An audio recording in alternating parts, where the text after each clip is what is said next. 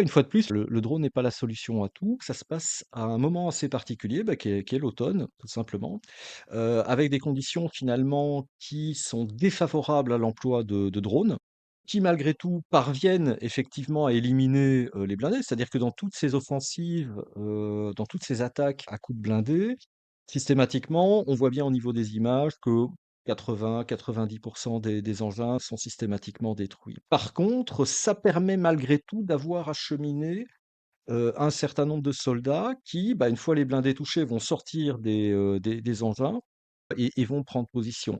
Alors c'est là où interviennent évidemment d'autres drones ukrainiens qui vont faire la chasse, on va dire soldat par soldat, mais dans des conditions qui sont plus difficiles pour l'emploi de ces drones, hein, plus de vent, la pluie et cetera, c'est défavorable.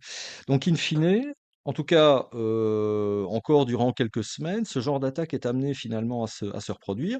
Tant qu'on n'obtient pas cette énorme boue et cetera qui, alors ça va dépendre évidemment des volumes de pluie, et puis des phases de gel-dégel, hein, qui sont propres à la fin de l'automne.